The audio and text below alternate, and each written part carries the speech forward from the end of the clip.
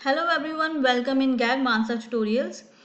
As a beginner जब हम जावा learn करना स्टार्ट करते हैं तो सबसे पहले जब हम नोटपैड में जावा का प्रोग्राम राइट करते हैं तो उसको रन करने के लिए हमें जावा का पाथ सेट करना पड़ता है। माई कंप्यूटर में प्रॉपर्टीज़ में इन्वायरमेंटल वेरिएबल के अंदर हम जेडीके का पाथ सेट करते हैं। आई होप ये बेसिक चीज़ आप सबको पता होगी। बट सपोज अगर कोई हमसे क्वेश्चन करे कि क्या सच में हम बिना पाथ सेट किए प्रोग्राम को रन नहीं कर सकते, नोटपैड की फाइल को रन नहीं कर सकते, तो हम आंसर करते हैं कि नहीं। अगर नोटपैड पे प्रोग्राम लिखा है उसको रन करने के लिए पाथ सेट करना ज़रूरी है। तो इस वीडियो में हम यही चीज़ सीखने की कोशिश करेंगे कि क्या बिना पाथ सेट किए प्रोग्राम को रन कर सकते हैं या नहीं कर सकते। तो चलिए वीडियो को स्टार्ट करते हैं और जावा के बेसिक कॉन्सेप्ट्स को और क्लियर करते हैं। तो यहाँ पर मैंने कमांड प्रॉम्प्ट को ओपन करा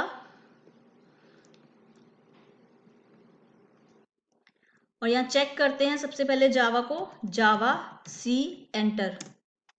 ये देखिए javac is not recognized as internal और एक्सटर्नल कमांड, यानी कि हमारा जावा सी का पाथ सेट नहीं है।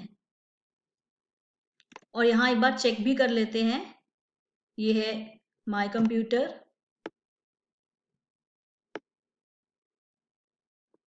Advance system setting, environmental variables, path. ये देखिए यहाँ पर कहीं पर भी जावा का पाथ सेट नहीं है। और यूजर वेरिएबल के अंदर भी आप चेक कर सकते हैं, यहाँ पर भी कहीं भी जावा का पाथ सेट नहीं है।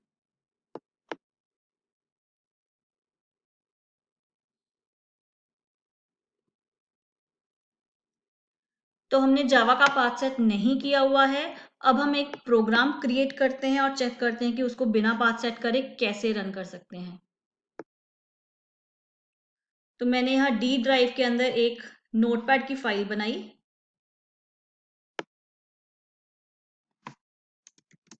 माई क्लास और इसकी एक्सटेंशन डॉट जावा। आप वैसे सिंपल नोटपैड ओपन करके उसको सेव करते टाइम भी एक्सटेंशन चेंज कर सकते हैं। और इसके अंदर हम अपना प्रोग्राम राइट करते हैं जावा का।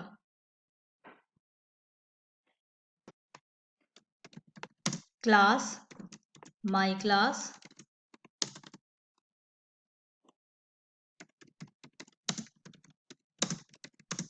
पब्लिक स्टैटिक वॉइड मेन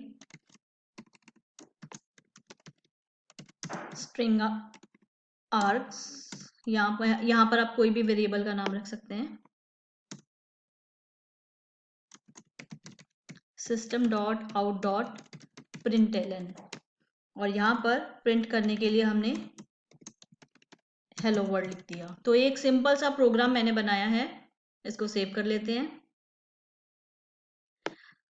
अब इस फाइल को जो कि हमारी डी ड्राइव के अंदर है, इसको बिना पाथ सेट करे कैसे रन करेंगे ये हमें चेक करना है। हमें इस फाइल को रन करने के लिए दो मेन चीज़ों की ज़रूरत पड़ेगी। सबसे पहला तो कंपाइलर और इंटरप्रेटर, जो कि हम कमांड प्रॉम्प्ट में कमांड्स देते हैं, और दूसरा जिस फाइल को रन करना है। तो हम कंपाइलर को कैसे एक्सेस कर सकते हैं? कंपाइलर को एक्सेस करने के लिए पहला तो हमारे पास तरीका था कि हम इन्वायरमेंटल वेरिएबल में जाके पाथ सेट कर दें, बट वो तो हमें नहीं करना है। हमें उसके बिना कोशिश करनी है कि हमारा प्रोग्राम रन कर जाए। तो हमें सबसे पहले तो जावा सी की एक्सेस चाहिए और दूसरा हमारी फाइल की एक्सेस चाहिए। जावा सी कहाँ पड़ा होता है पहले हम ये देख लेते हैं। जावा सी होता है सी ड्राइव के अंदर, program files, Java folder, JDK folder, bin folder. यहाँ पर देखिए जे प्रेस करते हैं और ये आ गया जावा सी। ये रहा जावा सी कंपाइलर और ये जावा इंटरप्रेटर। तो ये दोनों चीज़ें तो इस पाथ में पड़ी होती हैं। प्रोग्राम फाइल्स जावा जेडीके बिन फोल्डर के अंदर पड़ी होती हैं। और हमारी जो फाइल है वो कहाँ पड़ी है? वो हमने डी ड्राइव में सेव करी है। अब दोनों की लोकेशन अलग अलग है, ये कहीं और है, ये कहीं और है। अगर हम डी ड्राइव में जाके फाइल एक्सेस करते हैं तो हमें जावा सी नहीं मिलेगा, वो कहीं और पड़ा हुआ है। अगर हम जावा सी एक्सेस करते हैं तो हमारी फाइल कहीं और पड़ी हुई है। तो बिना एनवायरमेंटल वेरिएबल में पाथ सेट किए इस फाइल को रन करने के मैं आपको दो तरीके बताऊंगी। सबसे पहला तरीका हम देख लेते हैं। अब इन दोनों की लोकेशन अलग अलग है, क्यों ना हम दोनों की लोकेशन सेम कर दें, क्यों ना हम अपनी फाइल को वहीं कॉपी कर दें जहां पर हमारा कंपाइलर है। देखिए इस फाइल को मैंने यहां से कॉपी करा और वहीं डाल दिया जहां पर कंपाइलर है। इसको यहां पेस्ट कर देते हैं। ये देखिए यहाँ पर हमारी फाइल आ गई। अब कंपाइलर और फाइल दोनों की लोकेशन सेम कर दी हमने। पहला तो ये तरीका है। अब हम इसको रन करके देख लेते हैं। कमांड प्रॉम्प्ट ओपन करते हैं। यहाँ पर आप ध्यान रखिए कि कमांड प्रॉम्प्ट को एडमिनिस्ट्रेटर एक्सेस के साथ ओपन करना है। Run as administrator. चलिए अब हमने अपनी जावासी की एक्सेस भी हमें जावासी की एक्सेस यहाँ से मिल जाएगी। हमने फाइल भी यहाँ कॉपी कर दी, तो हमें इस पाथ पर जाना पड़ेगा। तो इस पाथ पर चले जाते हैं। cd/, बिल्कुल बाहर आ गए सी ड्राइव में। अब हमें कहाँ जाना है? सी के अंदर प्रोग्राम फाइल्स। तो हमने यहाँ लिखा cd प्रोग्राम फाइल्स, एंटर। ये देखिए सी के अंदर प्रोग्राम फाइल्स में आ गए। देन जावा, एंटर। सी के अंदर प्रोग्राम फाइल्स के अंदर जावा। उसके बाद हमें कहाँ आना है?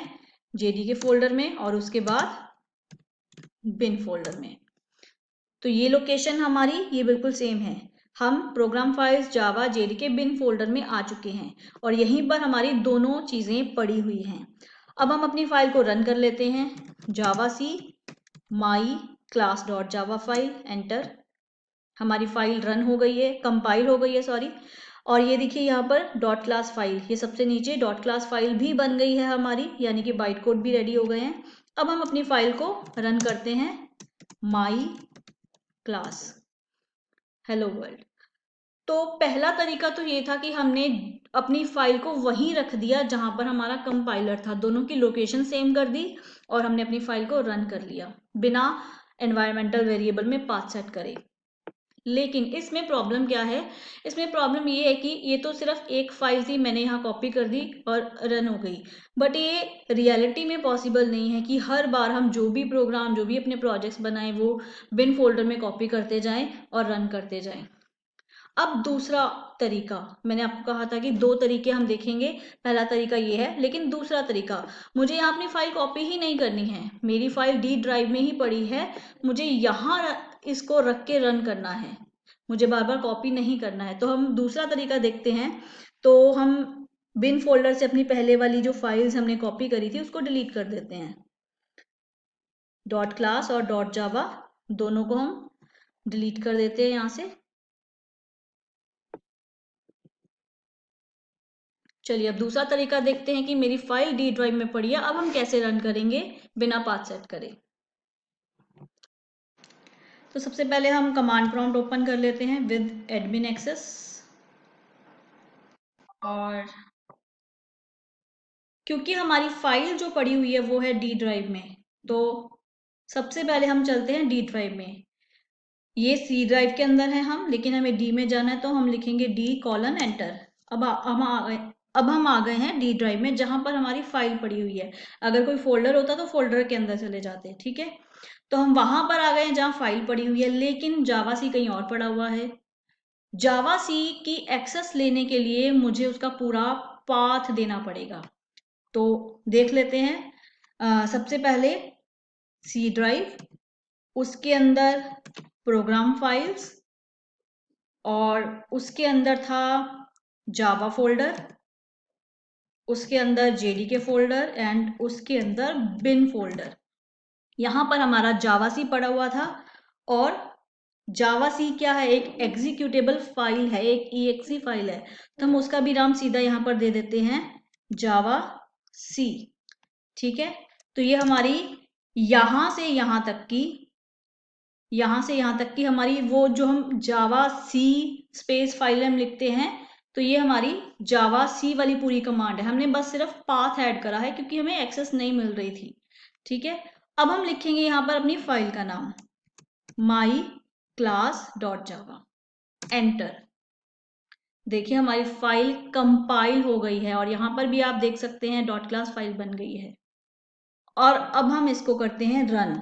तो सेम यही बात हमें देना पड़ेगा इंटरप्रेटर के लिए भी, क्योंकि वो भी बिन फोल्डर के अंदर है, उसकी भी एक्सेस हमें चाहिए।